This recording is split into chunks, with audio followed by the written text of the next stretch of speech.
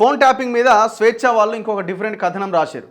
దొరికిపోయిన గులాబీలు, ముందే చెప్పిన స్వేచ్ఛ, ఫోన్ ట్యాపింగ్ కేసులో సంచలనం, శ్రవణ్ రావు విచారణతో నిజానిజాలు బయటకు. ఇద్దరు మాజీ మంత్రుల పేర్లు వెల్లడించిన శ్రవణ్ రావు, గులాబీ పెద్దల పాత్రపై గతంలోనే స్వేచ్ఛ ఇన్వెస్టిగేటివ్ కథనాలు. ఏప్రిల్ 2వ తేదీన మరోసారి విచారణ. ఆ ఇద్దరే కారణం, వారు చెప్పారు అని ఫోన్ ట్యాపింగ్ చేశా. బీఆర్ఎస్ పాలనలో ఇద్దరు మంత్రుల సూచన మేరకే చేశా. ఎవరెవరి ఫోన్లు ట్యాపింగ్ చేయాలో వాళ్లే చెప్పారు. ట్యాపింగ్ వల్లే ఆర్థికంగా లాభం ఏమీ కలగలే. అప్పటి మంత్రులతో సన్నిహిత సంబంధాల వల్లే చేశా. సంచలన విషయాలు వెల్లడించిన శ్రవణ్ రావు. ఫోన్ ట్యాపింగ్ వ్యవహారం వెలుగులోకి వచ్చాక స్వేచ్ఛ ఇన్వెస్టిగేటివ్ కథనాలు ఇచ్చింది. బీఆర్ఎస్ పెద్దల పాత్రలపైన సంచలన వార్తలను పక్కా ఆధారాలతో ప్రచురించింది. ముఖ్యంగా న్యూస్ ఛానల్ ఎండీ శ్రవణ్ రావు పాత్రపై మొట్టమొదటగా ప్రచురించింది స్వేచ్ఛ మాత్రమే. జూబ్లీహిల్స్ పరిధిలో అతని ఆఫీసులో వార్ రూమ్ ఏర్పాటు చేసిన వ్యవహారాన్ని బయటపెట్టింది. అప్పట్లో శ్రవణ్ రావుతో ఎవరెవరు టచ్లో ఉన్నారనే విషయాలను కూడా ప్రచురించింది.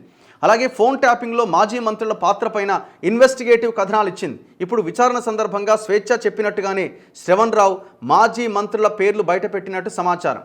ఎవరా మాజీ మంత్రులు? దయాకర్ రావా? ఆ కమ్యూనిటీకి సంబంధించిన వాళ్ళే ఉంటారు. ఇంకెవరు ఉన్నారు? హరీష్ రావా? ఇప్పుడు ఈ ఛానల్లో కొంతమంది నాయకుల పెట్టుబడులు కూడా ఉన్నాయట ఈ ఐ న్యూస్లో. ఇప్పుడు ఏదో ఛానల్ ఎందుకు, దాని పేరే చెప్తా అయిపోయా. ఐ న్యూస్ ఛానల్ ఎండీ ఆయన.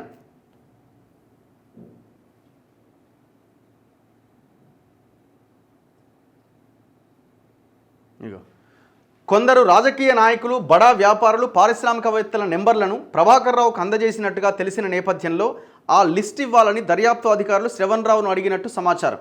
అయితే ఆ వివరాలను మర్చిపోయానని శ్రవణ్ రావు జవాబిచ్చిండట. మర్చిపోయినావు. అయితే ఈ మొత్తం వ్యవహారంలో శ్రవణ్ రావు ఎంత మేర లాభపడ్డారన్న దానిపైన దర్యాప్తు అధికారులు దృష్టి సారించారు. దీనికి సంబంధించి కొన్ని ప్రశ్నలు అడిగిరట. అయితే ఫోన్ ట్యాపింగ్ వ్యవహారంలో తాను ఆర్థికంగా పెద్దగా లాభపడలేదని శ్రవణ్ రావు చెప్పినట్టు సమాచారం.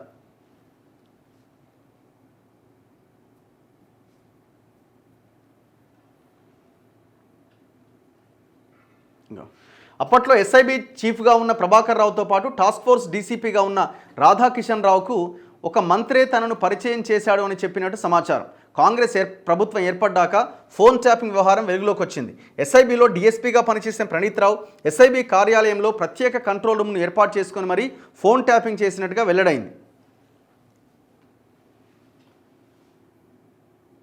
మరి ఈ ఇద్దరు మంత్రులు ఎవరు మరి అన్నది తేలాల్సిన అవసరం ఉంది.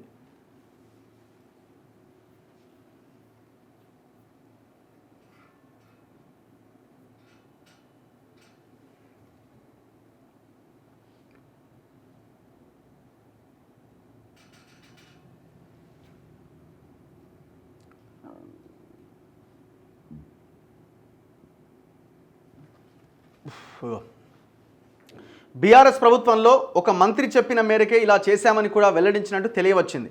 ఎవరెవరి ఫోన్లు ట్యాప్ చేయాలి అన్న సమాచారం కూడా అప్పటి ఇద్దరు మంత్రుల నుంచే సమాచారం వచ్చేదని, దాన్ని టాస్క్ ఫోర్స్ మాజీ డీసీపీ రాధాకిషన్ రావు, ప్రణీత్ రావు తదితరులకు తాను ఫార్వర్డ్ మాత్రమే చేసేవాన్నని కూడా శ్రవణ్ రావు చెప్పినట్టుగా తెలిసింది. ఓ సీనియర్ పోలీస్ అధికారితో దీనిపై మాట్లాడగా మంత్రుల స్థాయిలో నిర్ణయం తీసుకొని ఈ వ్యవహారం నడపడం అసాధ్యమని వ్యాఖ్యానించారు. ఆ మంత్రులు కూడా పెద్దలు చెబితేనే ఈ పని చేసి ఉండవచ్చునన్నారు. విచారణలో ఒక్కొక్కరిగా అందరి పేర్లు బయటకు రావడం ఖాయమని చెప్పారు. ఇప్పుడు ఈ శ్రవణ్ రావు అప్రూవర్గా మారితే మొత్తం విషయాలు బయటకు వస్తాయి. మరి అప్రూవర్గా మారడా అన్నది చూడాలి. అప్రూవర్ ఇప్పుడు కింద ఉన్న వాళ్ళంతా ఎవరి పేరు చెప్పారు? ప్రభాకర్ రావు చెప్పింది మేము చేసినాం, రాధాకిషన్ రావు చెప్పింది మేము చేసినాం. ప్రభాకర్ రావు రాధాకిషన్ రావు ఏం చెప్పాడు? కేసీఆర్ చెప్పింది మేము చేసినాం. ముఠా ఇదంతా, ఇదొక మాఫియా ముఠా అన్నమాట. ఇప్పుడు మరి ఈయన అప్రూవర్గా మారితే ఎవరి పేర్లు చెప్తారన్నది చూడాలి.